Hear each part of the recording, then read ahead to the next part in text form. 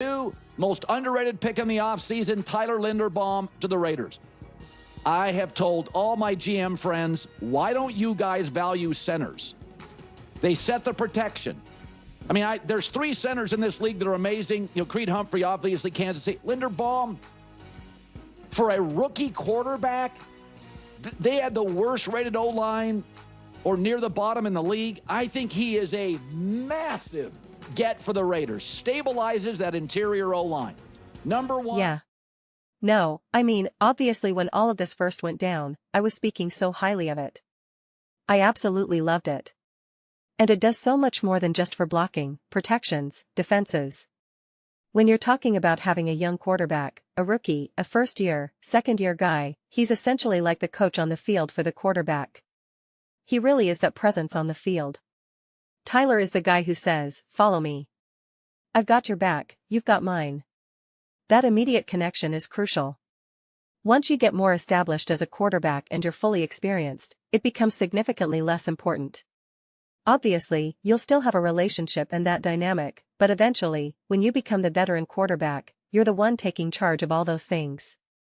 But in the beginning, if you guys remember when this all first went down, I was screaming that this was such a huge move.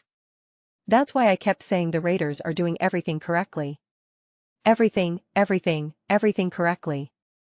And now, even bringing in Kirk Cousins helps that relationship dynamic and that synergy, because Kirk Cousins and Tyler Linderbaum are going to be able to work together in a way that then Tyler knows exactly what he needs to offer to Mendoza. The marriage of all these things is just so significant. So significant, and it continues to be really exciting. Before I jump into it, and I have a lot more I want to talk about, but before I jump into it, please, Las Vegas Raiders fans, do not forget to subscribe and watch the full length of the video. When you guys do that, views go through the roof, subscribers go through the roof. And it's not about chasing views, it's not about chasing subscribers. It's about being able to create Las Vegas Raiders content that people genuinely want to watch and discuss, so we can keep having the most unbiased, grounded, honest conversations about this team.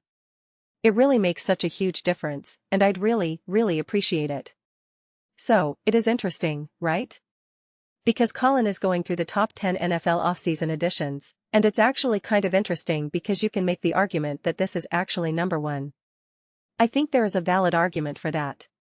You look at the whole list. Obviously, Myles Garrett is huge, A.J. Brown, Jalen Waddle, Trent McDuffie, you can see the list there. This is where it's tough to weigh things. Because obviously if Myles Garrett helps the Rams win a Super Bowl, that's winning a Super Bowl, right? But what the Raiders are doing is they're redefining a franchise.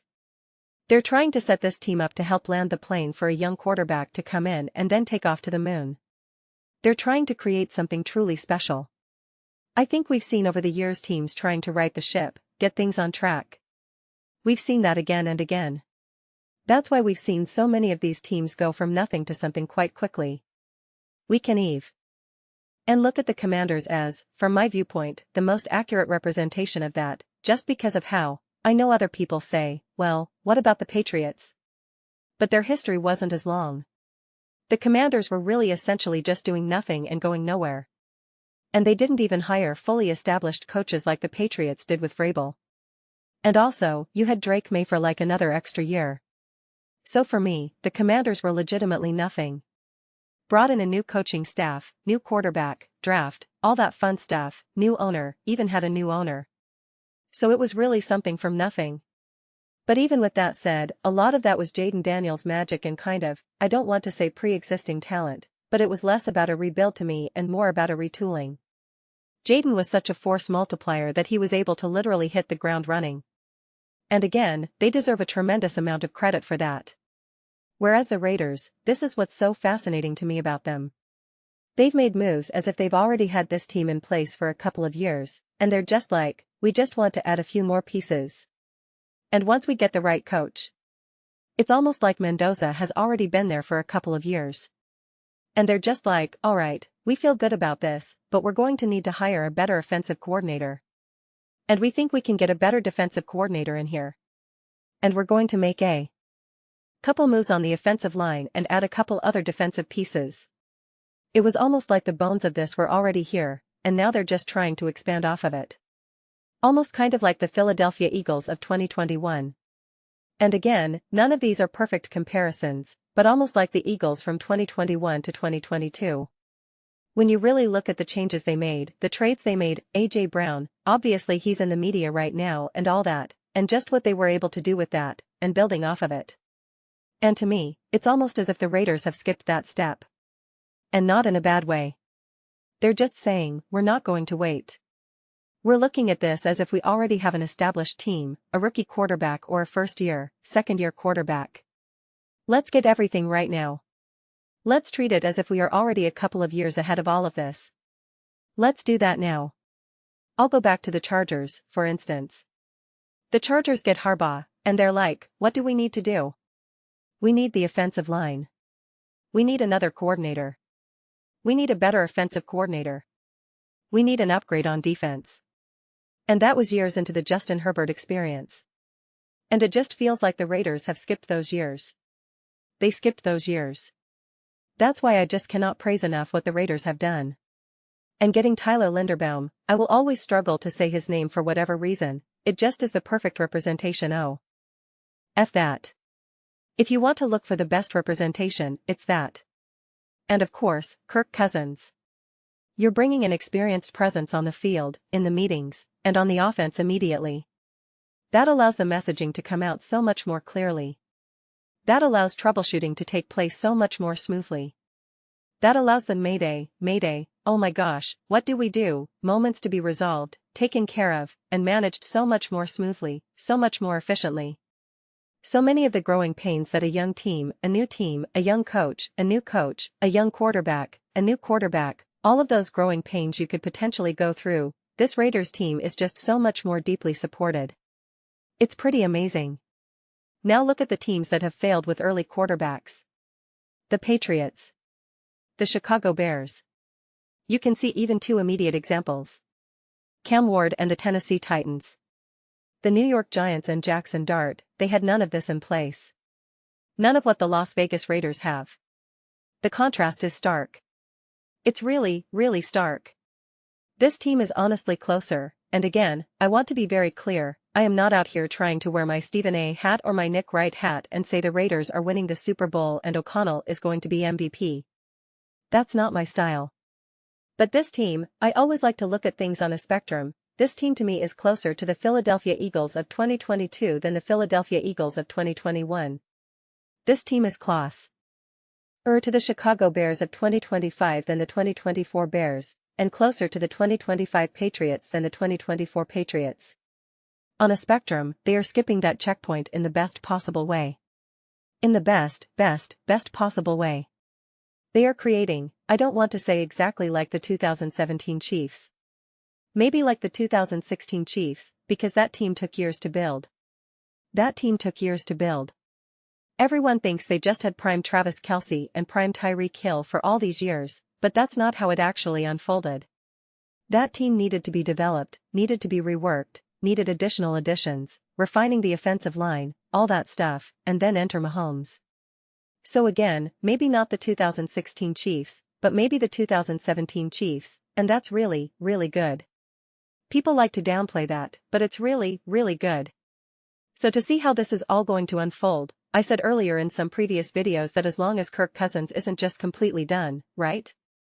It's not clear that his career is over, that this is going to be his last year, that he'll never get another chance because he clearly has nothing left in the tank. Outside of that situation, I believe the Raiders can be genuinely competitive. Whatever that officially looks like to me will depend more on the other teams. How great are these other teams? How much of a step forward do they take, whether it's the Broncos, whether it's just even in your own division, or whether it's the Patriots? Sometimes you are at the key of the teams around you. Sometimes you are in control. Other times you have to look around the league and say, well, how good are the Texans going to be this year? That's a perfect example. Is C.J. Stroud going to ball out? Is that offensive line going to hold up? Is that running game going to be better? That stuff is fundamentally out of the Raiders' control.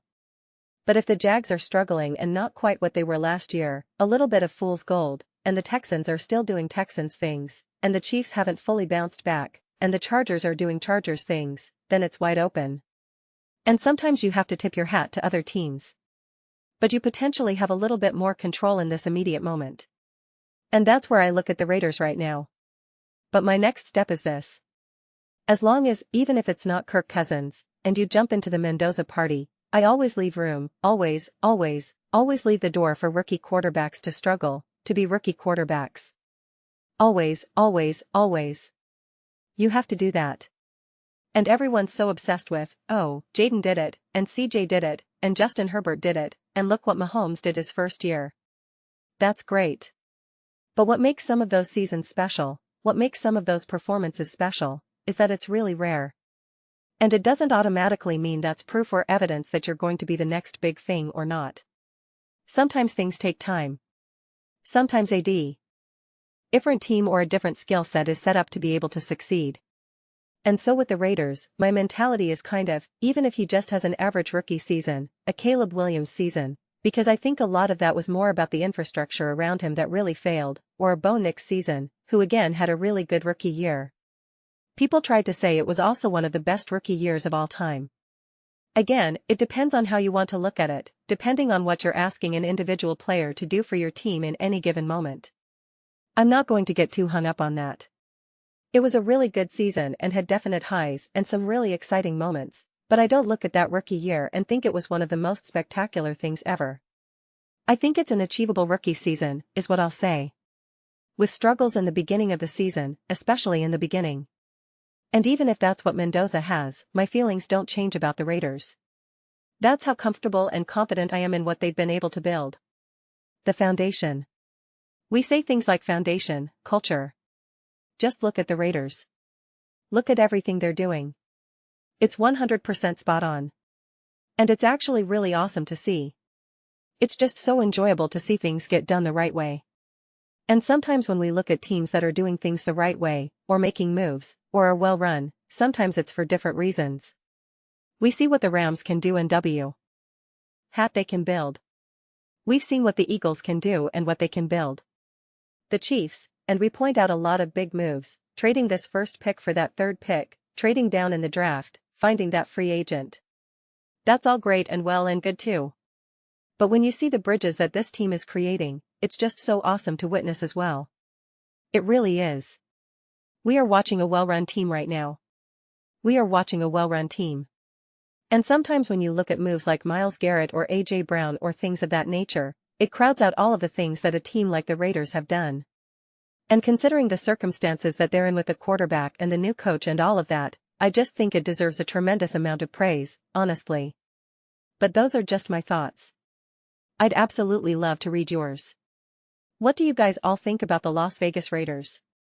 How do you feel about them? Because again, moves like this, they just get forgotten. You think of Jalen Waddle, you think of A.J. Brown, you think of Myles Garrett, you think of DJ Moore. You think of those things as having bigger impacts, especially because they feel like they can help you win now and potentially position you for a Super Bowl. And you don't realize the actual foundation and culture that needed to be built in Las Vegas and what that impact can be. So let me know your thoughts.